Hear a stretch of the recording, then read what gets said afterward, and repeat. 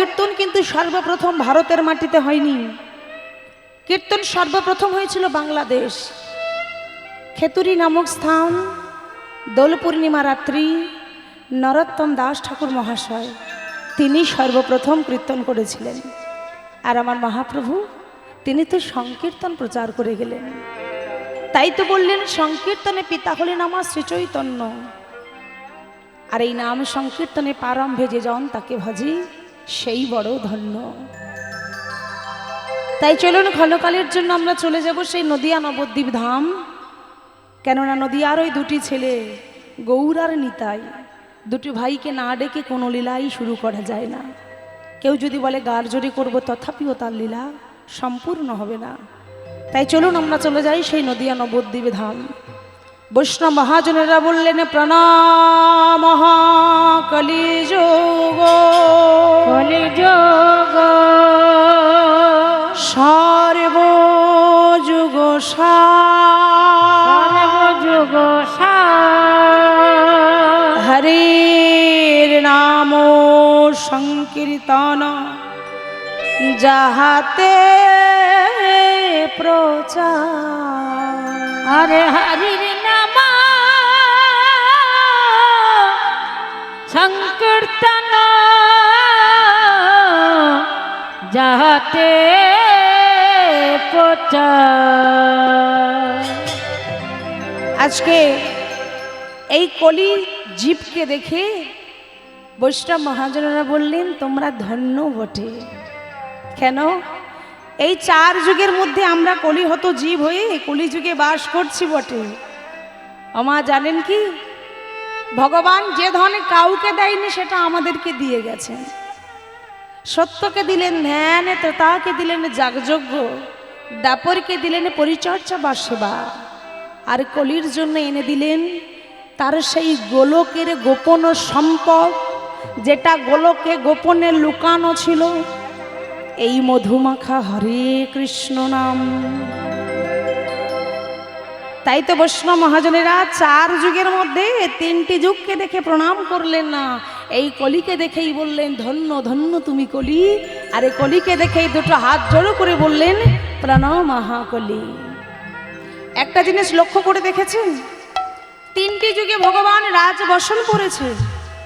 রাজ অলঙ্কার পরলেন, মাথায় মুকুট, চরণে সোনার নূপুর, রাজ সিংহাসনেও বসেছেন, রাজার ঘরে জন্মও নিলেন, সব সুখ তিনি ভোগ করলেন। কিন্তু কলিযুগে এলো দেখো, তার চূড়াও নেই, বাঁশিও নেই, নপুরও নেই, রাজবসনও নেই, একেবারে ভিখারির বেশে কাঙাল হয়ে একটা কাপড় গায়ে দিয়ে চলে এলো।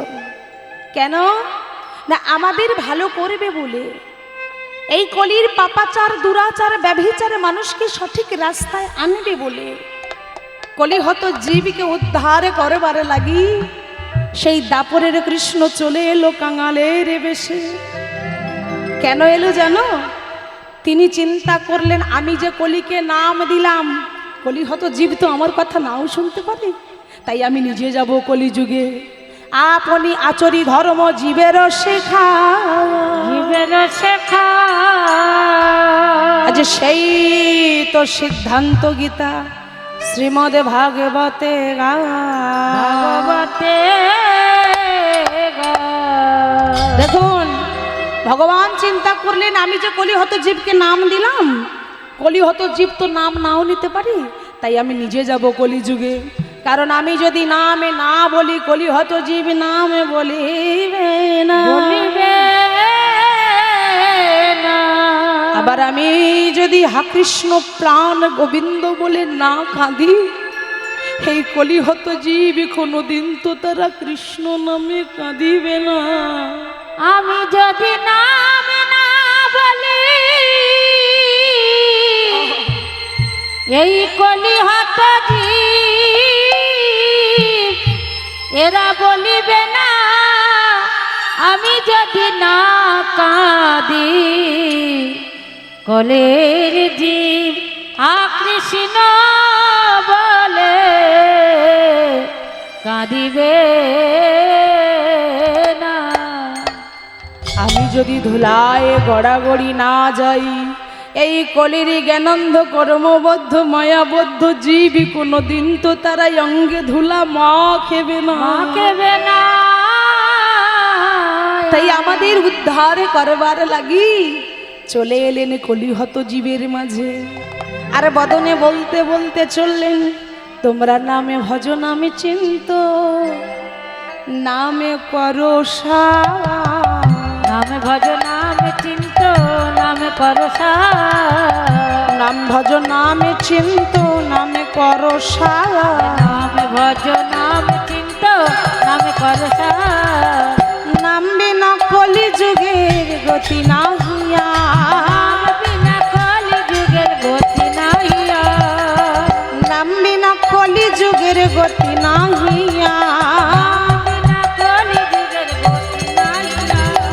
বলে গতি নাই গতি না, গতি নয় গতি না, গতি নাই গতি নাই, গতি নয় গতি না, তোমরা নাম বলো নাম সম্বল, গতি নাই গতি নাই, নাম বলো নাম সম্বল, গতি নাই গতি নাই। নাম ছাড়া আমাদের আরো কোনো গতি নাই। তাই মহাপ্রভু ভক্তদের সাথে নিয়ে নাম গাইতে গাইতে চললেন, ভজনা জপনা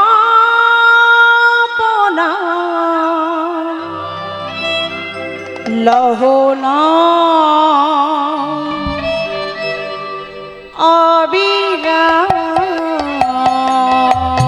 ভজনা জপনা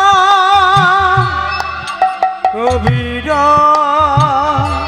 কৃষ্ণ না,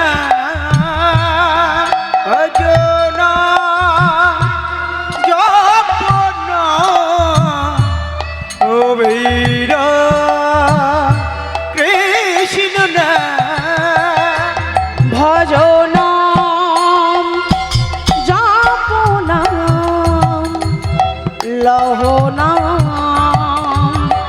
অবিরাম, ভজ নাম জপ নাম লহ নাম অভিরাম। একেবারে প্রেমানন্দে বাহু তুলে বলে রে হরি বল, হরি বল, হরি আনন্দে বাহু তুলে বলে রে হরি বল। একেবারে প্রেমানন্দে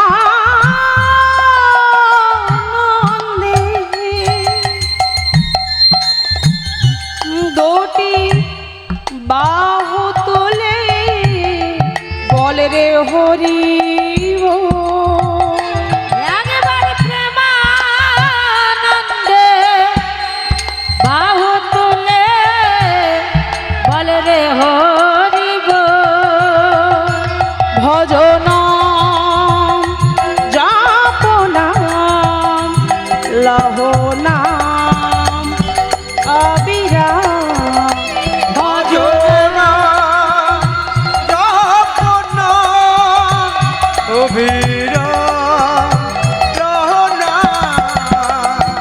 ভজনাম জপনাম লহনাম অবিরাম। মহাপ্রভু নাম নিতে বললেন, কেননা নাম ছাড়া আমাদের আর কোনো গতি নাই। শেষের দিনে নামই হবে আমাদের একমাত্র পারাপারের তরি। তা গো মা, নাম নিতে তো মহাপ্রভু বলে গেলেন, বলুন তো এখন কি আমরা এই এত সহজ উপায় পেয়েও নাম করার সময় পাই? ও মা বলুন, এত নাম করার সুযোগ পেয়েও কি আমরা নাম করার সময় পাই? পাই না। কেন পাই না? কারণ আমরা তো সংসারী মানুষ, সংসারে যত মায়ার পাল্লায় পড়ে আছি, ছেলের মায়া, নাতির মায়া, পুতির মায়া, বিষয়ের মায়া, বৈভবের মায়া, মায়ার পাল্লায় পড়ে সকাল থেকে সন্ধ্যা পর্যন্ত খালি আমার আমার করে মরি। তার নামটা বা নেবই কখন? নেওয়ার তো সময় নাই।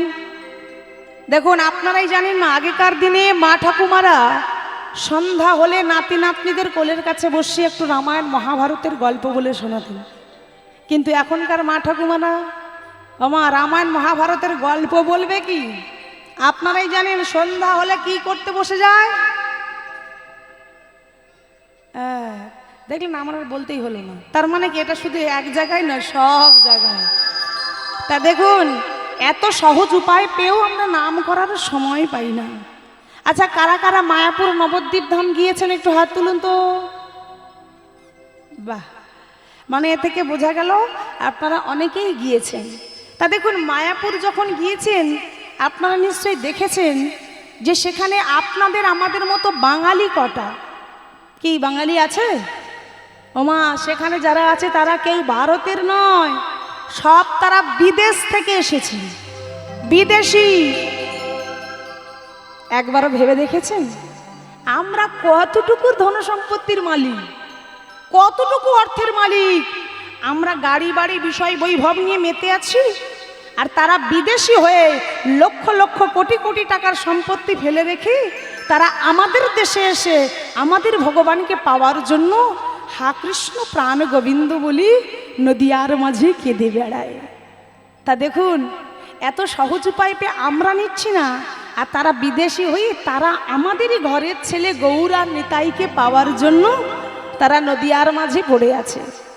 জিনিসটা লক্ষ্য করে দেখবেন ওমা, এই যে আমরা বাঙালি হয়ে আমাদের কালচারটাকে ভুলে গেছি। কি ভুলে যায়নি? তারা বিদেশি হয়ে তাদের কালচারটা ভুলে গিয়ে আমাদের কালচারটা ধরে নিয়েছে, আর আমরা আমাদের কালচারটা ভুলে গিয়ে বিদেশিদের কালচারটা ধরে নিয়েছি। যারা স্যুট কোট বুট পরতো তারা সেগুলো ছেড়ে পরনে ধুতি নিয়ে হাতে নিয়েছে জপের মালা, আর আমরা বাঙালিরা ধুতি ছেড়ে স্যুট কোট বুট পরি, জপের মালা তো দূরে যাক, যারা আমাদের মদ খাওয়া শেখালো আমরা তাদের কালচারটা ধরে নিয়ে হাতে ধরলাম মদের গ্লাস, আর তারা বিদেশি হয়ে আমাদের বাঙালি আনাটাকে তারা ধরে রেখেছে। শুধু কি তাই গো, তারা ঠিকঠাক বাংলাটাও বলতে পারে না। বিদেশি তো, ইংরেজ তো ঠিক করে বাংলা বলতে পারে না। আমরা বলি হরে কৃষ্ণ, তারা বলে হরে কৃষ্ণা, মানে ঠিক করে নামও নিতে পারে না। অথচ আমরা নাম নিতে পেরেও আমাদের নেওয়ার অত সময় নাই। তো দেখুন, একজন ভক্ত, একজন বিদেশি ভক্ত, তিনি ওই মায়াপুর নবদ্বীপ ধামে তিনি ভগবানের কাছে তারা নিবেদন জানিয়েছিলেন। কি নিবেদন? না ভগবানকে জানিয়েছিল, হে গৌর হরি, আমার না আছে ভক্তি, না আছে শক্তি, না আছে ভজন, না আছে সাধন, কি দিয়ে ডাকতে হয় আমি তাও জানি না, কেমন ভাবে যে তোমায় ডাকবো তার নিয়ম কারণ আমি কিছুই জানি না। তবুও আমি তোমার কাছে আমার বিনীত নিবেদনটা জানাই, তুমি আমাকে তোমার আতুল চরণে ঠাঁই দিও। তাই সেই বিদেশি ভক্ত বাংলায় গানটি গেয়ে শুনিয়েছিলেন। তো তিনি তো ঠিকঠাক বাংলা বলতে পারেননি, বাংলার মতো করে তিনি কথাটা বলেছেন। তো দেখি আমরাও সেই বিদেশি ভক্তের মতো গাইতে পারি কিনা, একটু চেষ্টা করে দেখি। তো চলুন আমরা আস্বাদন করব সেই বিদেশি ভক্ত কেমনভাবে ভগবানের কাছে তার নিবেদনটা জানিয়েছিল। হে গোপীনাথ,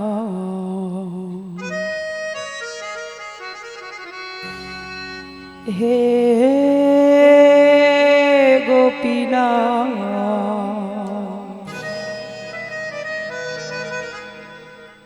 হে গোপীনাথ,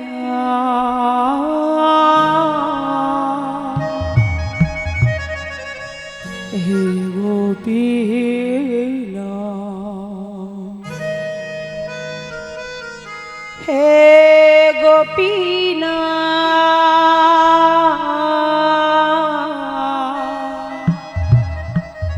হে গোপীনাথ,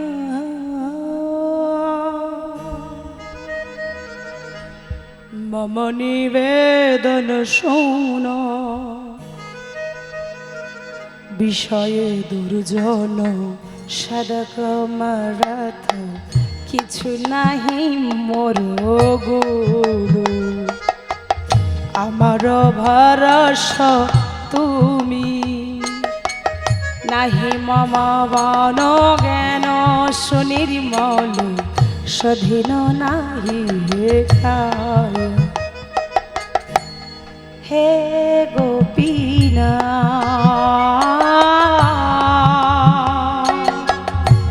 হে গোপীনা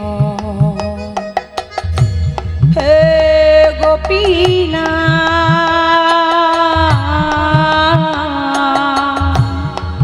হে গোপীনা। ভক্ত কবি বিনোদ ঠাকুর জানাচ্ছে, দয়াময় আমি কি দাসের দোষী, আশরা সকলে পাইল চরণ বিনোদ থাকিল বসে। সকলে তোমারি মায়া নাহি মম বন জ্ঞান সুনির্মল স্বাধীন নাহি হে কায়। হে গোপীনা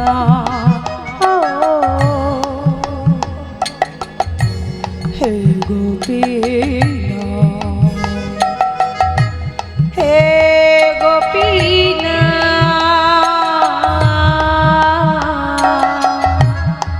হে গোপীনা। চলুন আমরা সবাই মিলে গাইবো। সবাই দুটো হাত তুলুন দেখি। হাতগুলো ঠিক একবার এদিক করবেন আর একবার ওদিক। যারা নদিয়া নবদ্বীপ গিয়েছেন তারা জানেন সন্ধ্যাবেলা যে সন্ধ্যা আরতিটা হয়, ওই মন্দিরের সামনে দড়ি দিয়ে মাঝখান দিয়ে ব্যারিকেড করা থাকে। একদিকে থাকে আপনাদের মতো সাধারণ ভক্ত, আরেক দিকে থাকে বাবাজিরা। তারা খোল করতাল নিয়ে এদিক ওদিক নৃত্য করে, আর আপনাদের মতো সাধারণ ভক্তরা যারা দড়ির অপর দিকে থাকে তারা সবাই হাতগুলো একবার এদিক করে আর একবার এদিক করে। এটাই নবদ্বীপ, এটাই বৃন্দাবন, কোথাও যেতে হবে না। যখনই আছি আমরা সবাই মিলি একটু মায়াপুর নবদ্বীপ ধামের মতো সবাই মিলে নাম গাইব। চলুন হাত তুলে।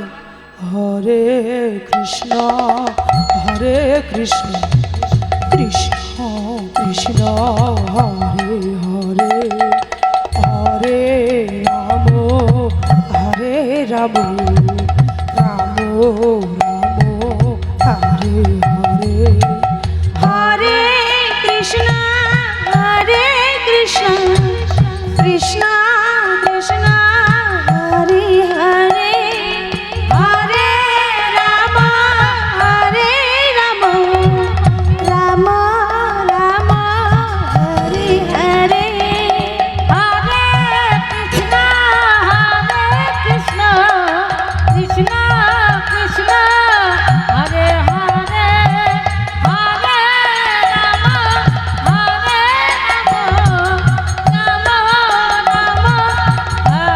হরে। ওই সবাই বলছেন ওই ওই মনে মনে, আমার মনে মনে বললে হবে না, একটু জোর করে গাইতে হবে। সবাইকে উচ্চ স্বরে বলতে হবে। সবাই যদি জোরে বলেন না ঝড়ের মতো গর্জন ছাড়বে। দেখি সবাই জোর করে বলুন দেখি। হরে কৃষ্ণ কৃষ্ণ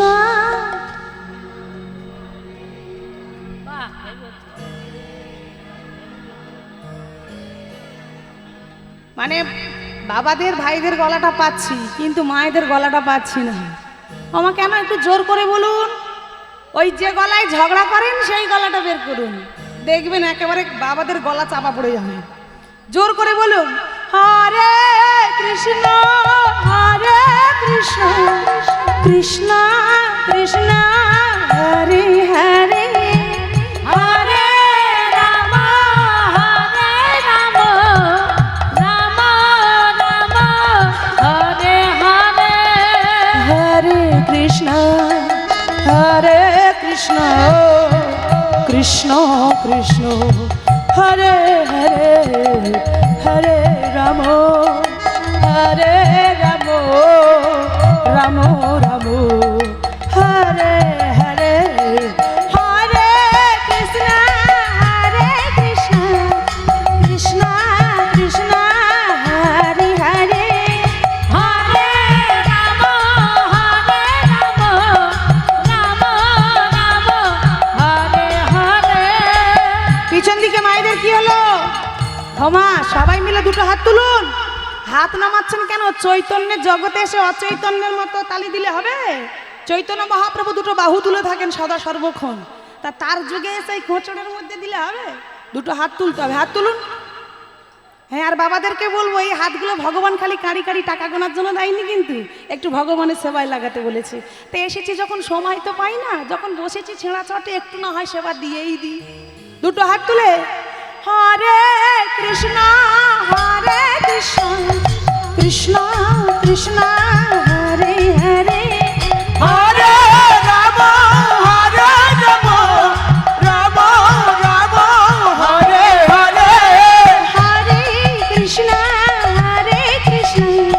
কৃষ্ণ কৃষ্ণ হরে হরে হরে রাম রাম রাম হরে হরে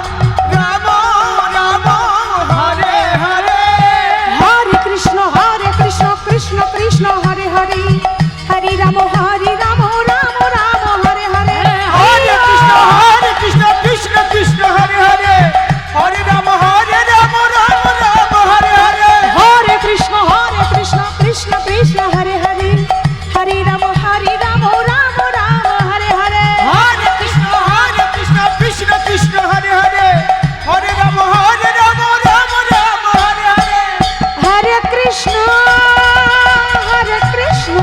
কৃষ্ণ কৃষ্ণ হরে হরে হরে রাম রাম হরে হরে হরে কৃষ্ণ কৃষ্ণ কৃষ্ণ কৃষ্ণ হরে হরে হরে রাম রাম রাম হরে হরে হরে কৃষ্ণ কৃষ্ণ কৃষ্ণ হরে হরে হরে রাম রাম রাম হরে হরে।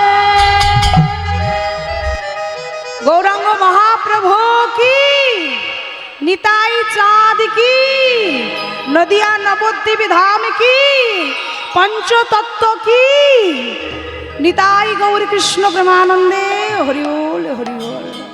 এতক্ষণ ছিলাম নদিয়া নবদ্বীপ ধাম, এবার প্রবেশ করলাম মধুমশ্রী ধাম বৃন্দাবন। তা বৃন্দাবন যখন এসেছি, বৃন্দাবন গেলে কি বলতে হয় জানেন তো?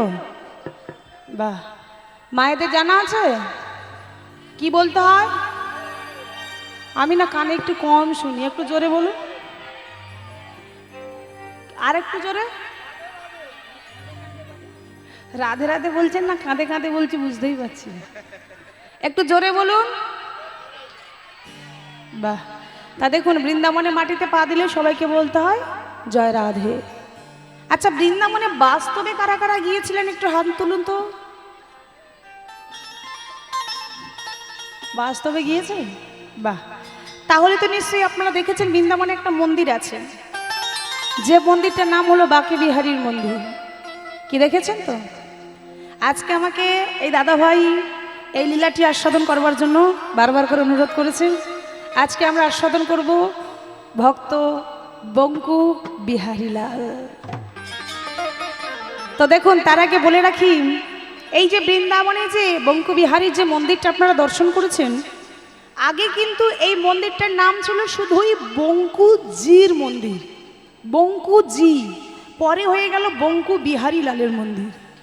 কিন্তু এখানে এই যে বিহারীলালের নামটা বঙ্কুজির পাশে যোগ করে দেওয়া হলো, এটা কিন্তু আমার ভগবানের নাম নয়, বিহারীলালটা ভগবানের নয়, ভক্তের নাম। আমার ভগবানের নাম ছিল শুধুই বঙ্কুজি, তবে সে কোনো সামান্য ভক্ত নয় গো, আবার আপনাদের আমাদের মতো প্রাপ্তবয়স্ক কোনো মানুষ নয়, একেবারেই ছোট্ট একটা শিশু, যার বয়স মাত্র 5 বছর। দেখুন, আমাদের এতদিন বয়স হয়ে গেল, এতদিনেও ভগবানের কৃপা পেলাম না, আর ছেলেটা মাত্র 5 বছর বয়সে ভগবানকে এমনভাবে ভালোবাসলো, এমনভাবে তাকে ডাকলো যে ভগবান তার নামটা নিজের নামের পাশে যুক্ত করে নিলেন। শুধু কি তাই, ভগবান সেই ভক্তকে হৃদয় মাঝে ঠাঁই দিলেন, সেই ভক্তকে জগতের বুকে অমর করে দিলেন। তো দেখুন না, এই লীলাটি আস্বাদন তো করবো বটেই, আপনাদেরকেও বলবো এক মন হয়ে শুনতে হবে, কিন্তু আন মন হলে হবে না। এক মন হয়ে শুনুন, আন মন হলে লীলার ভাব নষ্ট হয়ে যাবে। তাই কেউ কোনো কথা বলবেন না, মন দিয়ে আস্বাদন করব আমরা। জায়গাটার নাম হলো বর্ধমান জেলা, গ্রামের নাম হলো কাটোয়া কাঞ্চননগর গ্রাম। বাবার নাম হলো দ্বিজ ঘোষ, মায়ের নাম হলো মায়াবতী ঘোষ। ঘোষ মানে কারা বলুন তো, জানেন তো কারা? গোয়ালা, যারা দুগ্ধ বিক্রয় করে। তা দেখুন আমার ভগবান কৃষ্ণচন্দ্র তিনিও কিন্তু ঘোষেছেন। তা দেখুন এখানে এই দ্বিজ ঘোষ জাতিতে গোয়ালা হলে কি হবে? দিন দরিদ্র ভিখারি, ভিক্ষা না করলে তাদের সেবা জোটে না। প্রত্যেক দিন নিয়ম করে দ্বিজ ঘোষ কাঁধে ঝোলা নিয়ে ভিক্ষায় যায়, আবার ভিক্ষা সেরে তিনি সন্ধ্যাবেলা ঘরে ফেরে। সারাদিন নগরে নগরে ঘুরে বেড়ায়। তো একদিন স্ত্রী মায়াবতী স্বামীকে ডেকে বলছে, ওগো তুমি প্রত্যেক দিন নগরে নগরে ভিক্ষা করো, কোনোদিনও তোমার সঙ্গে বসে দুটো কথা বলবো তার সময়ও পাই না। আজ সকাল সকাল তুমি ভিক্ষায় যাওয়ার আগে আমি তোমায় একটা কথা বলবো, তুমি কি আমার কথাটা একটু শুনবে? দ্বিজ ঘোষ বলছে, আচ্ছা মায়া, তুমি কি আর ছেলে মানুষ এমন করে বায়না করছো? কি এমন বলবে যে যার জন্য তোমাকে একবারে বসে গল্প শুনতে হবে? কি কথা বলো তো? দ্বিজ ঘোষের কথায় মায়াবতী মা বলছে, জানো তো স্বামী, আমি তোমায় অনেক দিন থেকে একটা কথা বলবো বলবো করে বলা হয়ে ওঠে না। আচ্ছা বেশ, এবার বলো কি বলতে চাও? না জানো তো, তুমি তো প্রত্যেক দিন সকালে ভিক্ষায় চলে যাও আর সন্ধ্যাবেলা ফেরো। সারাটা দিন আমি বাড়িতে একা একা বসে থাকি। কোনোদিন ওই পাড়ায় যখন বেরোই না, কোনো কোনো দিন যদি রাস্তায় একবার বেরোই, গিয়ে কি দেখি জানো? এই নগরে যত রমণী আছে তাদের সবার কোলে একটি করে সন্তান, আবার তাদের সন্তানেরা তাদের মা মা বলে ডাকে। কিন্তু জানো তো স্বামী, যখন তাদের সন্তানেরা তাদের মা বলে ডাকে না, তখন আমার হৃদয়টা কেঁপে ওঠে। তখন আমার মনে হয় যে আমারও যদি একটা সন্তান থাকতো তাহলে তো আমাকেও মা বলে ডাকতো। দেখবেন যারা নিঃসন্তান হয় তাদের সামনে তাদের সন্তানেরা মানে অপরজনার কেউ যদি কাউকে মা বলে ডাকে না, তাদের হৃদয়টা কেঁদে ওঠে। সে মনে ভাবতে থাকে যে আমাকেও যদি কেউ একজন মা বলে ডাকতো আমারও মনটা জুড়িয়ে যেত। তাই দ্বিজ ঘোষকে মায়াবতী মা ডেকে বলছে,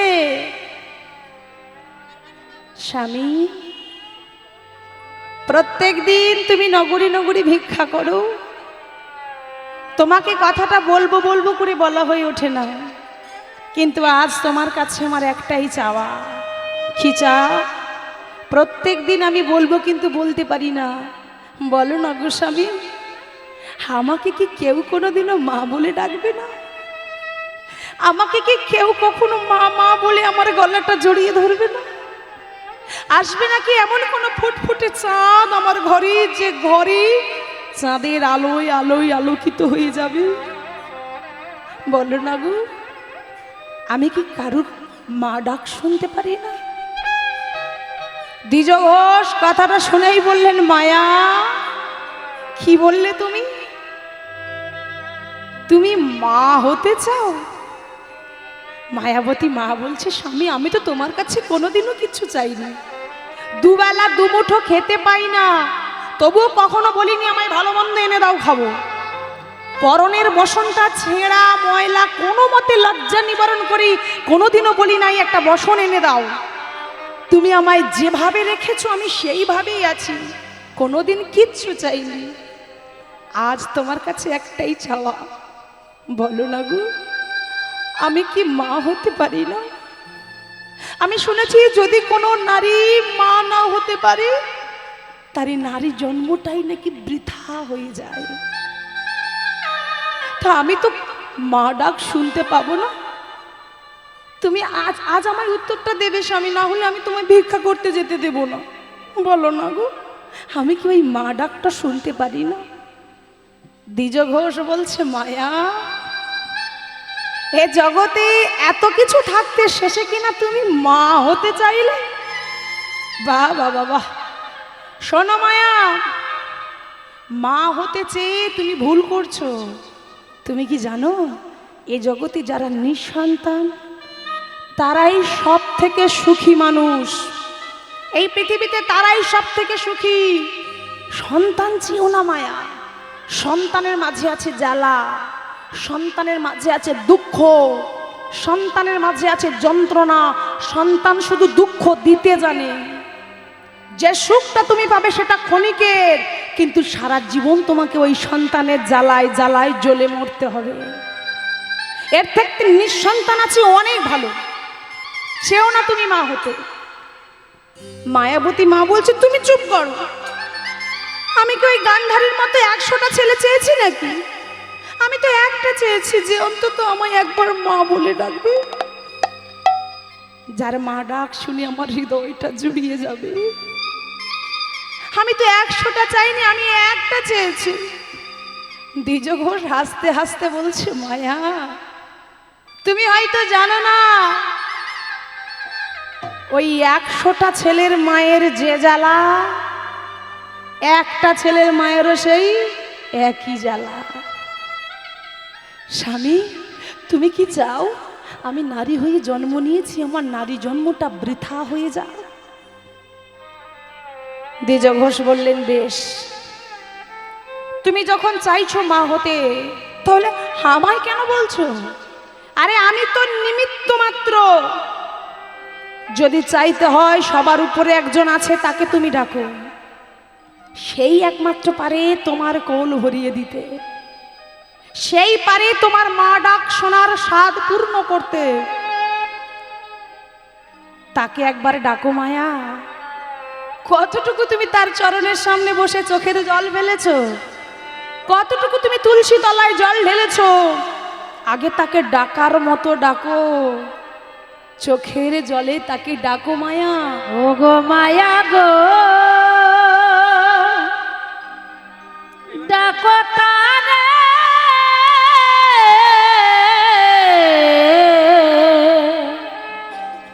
একবার চোখের জলে তারে ডাকো গো। মা, মায়াবতী মাকে স্বামী শিখিয়ে দিচ্ছে, শোনো মায়া, তুমি তার কাছে চোখের জল ফেলো আর তাকে ডাকো, দেখো একদিন না একদিন সে ঠিক তোমার ডাকে সাড়া দেবে। আজ আমি তোমায় শিখিয়ে দিচ্ছি মায়া, তুমি প্রত্যেক দিন তার সামনে চোখের জল ফেলে ডেকো, সে একদিন না একদিন আসবে। কিন্তু শোনো মায়া, যেদিন হয়তো সে এলো, আমি তখন তো থাকবো না, আমি তো সেইখানে উপস্থিত নাও থাকতে পারি। তাই এখন থেকে তোমায় শিখিয়ে দিলাম, যেদিন ভগবান তোমার সামনে এসে দাঁড়াবে, যখনই তোমায় প্রশ্ন করবে, বলো মায়া তোমার কি চাই? সন্তান তো চাইবেই, সেই সঙ্গে তুমি তাকে বলো যে দয়াময়, এতদিন তুমি আমাদের নিঃসন্তান করে রেখেছ, এবার সন্তান যদি দিতে হয়, তাহলে একজন কৃষ্ণ ভক্ত সন্তানকে আমার ঘরে পাঠিয়ে দিও। ওই জাতা সন্তান চেয়েও না মায়া, একজন কৃষ্ণ ভক্ত সন্তান চেয়েও।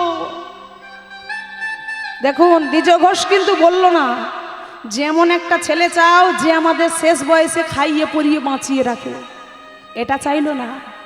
চাইলো কি? একজন কৃষ্ণ ভক্ত সন্তান।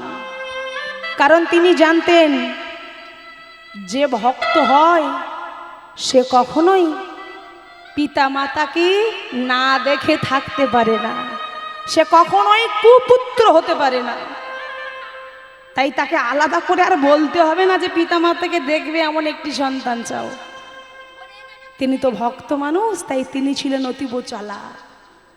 তাই স্ত্রীকে শিখিয়ে দিচ্ছে, মায়া তুমি তাকে ডাকার মতো করে ডেকো, আর সে যখনই তোমার সামনে আসবে, তুমি তার থেকে একজন কৃষ্ণ ভক্ত সন্তান চেয়ে নিও।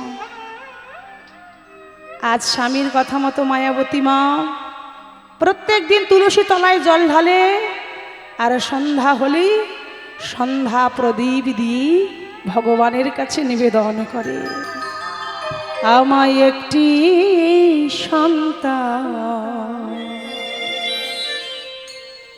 দাও গো প্রভু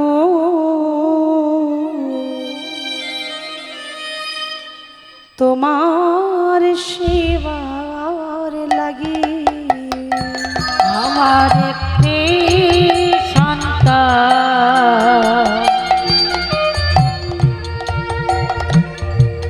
দাও গো প্রভু তোমার সেবার লাগে আমায় একটি সন্তান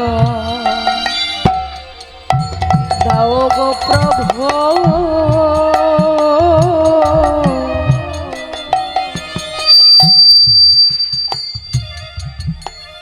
আর সেবার লাগে আমার একটি সন্তান দাও গো প্রভু তোমার সেবার লাগি যেদিন থাকব নয়া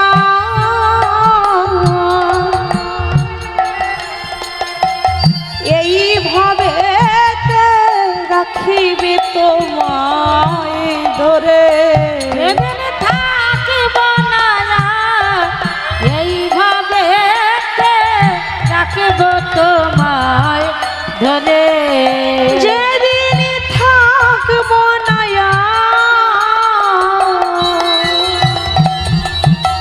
ও গো প্রভু গো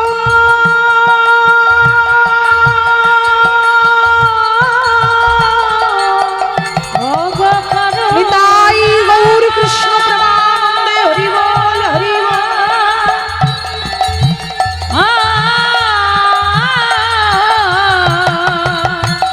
যেদিন থাকব না এইভাবে রাখব তোমায় ধরে আমার একটি সন্তান দাও গো প্রভু তোমার সেবার করে আমার একটি সন্তান দাও গো প্রভু তোমার সেবার করে যেদিন থাকব না এইভাবে রাখবে তোমায় ধরে থাকবে না এইভাবে রাখবে তোমার ধরে আমার একটি সন্তান দাও গো প্রভু তোমার সেবার করে আমার একটি সন্তান দাও ও প্রভু তোমার সেবার করে বাবা প্রত্যেক দিন মেয়েটা তুলসী তলায় জল ঢালে আর ভগবানের সামনে বসে বসে চোখের জল ফেলে দেখতে দেখতে কয়েকটা দিন পার হয়ে গেল ঠিক একদিন সন্ধ্যাবেলা মায়াবতী মা একা একা তুলসী তলায় বসে সন্ধ্যা প্রদীপটা দিয়ে ভগবানকে ডাকছে তখনও কিন্তু দ্বিজ ঘোষ ঘরে ফেরেনি ভিক্ষা করে তখনও ঘরে ফেরেনি আর মায়াবতী মা ঠিক তখনই তুলসী তলায় বসে দুটো নয়ন বাড়ি বরিশন করে ভগবানকে ডাকছে দেখা দাও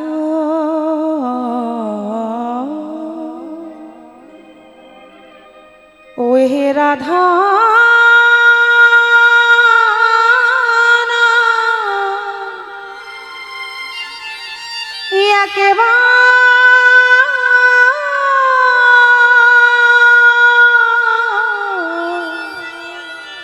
দেখা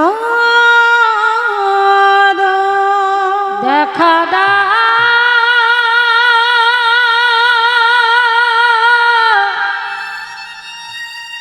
দেখা দা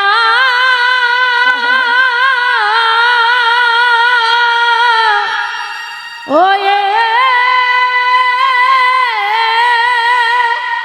রাধা না দেখা তুমি যদি ভগবান ভক্তেরি প্রাণ তবে কেন দুঃখ আমার ওগো ভগবান, তবে কেন দুঃখ আমার? তুমি যদি ভগবান ভক্তেরই প্রাণ, তবে কেন দুঃখ দাও? ওগো ভগবান, তবে কেন দুঃখ দাও? যদি তুমি ভগবান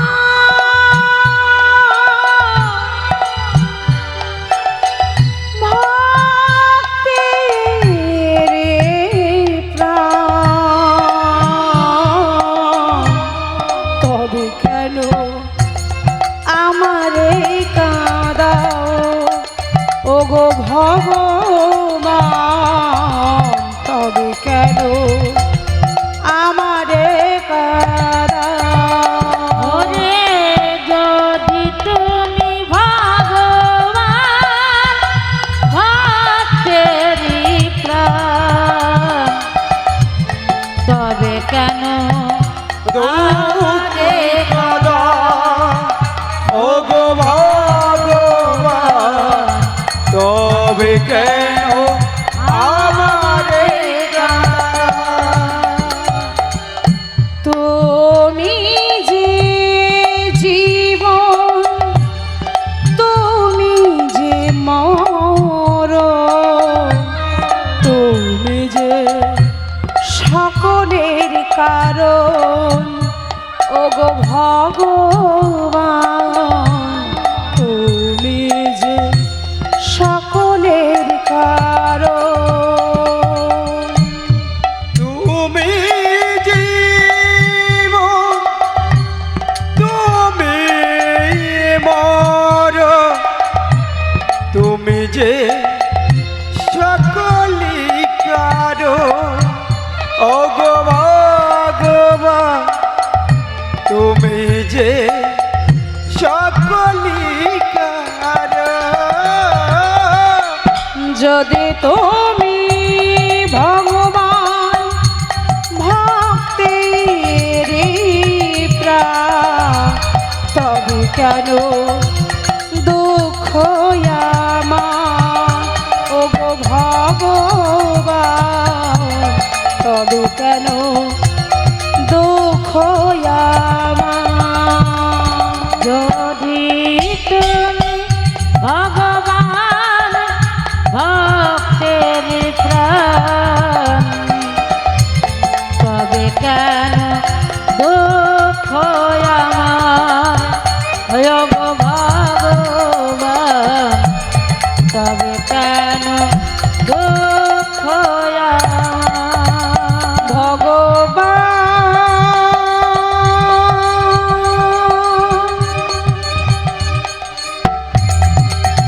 হে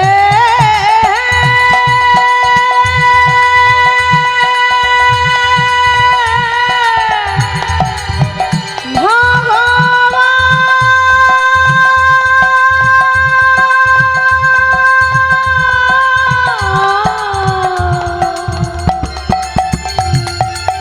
কোথায় কত দূরে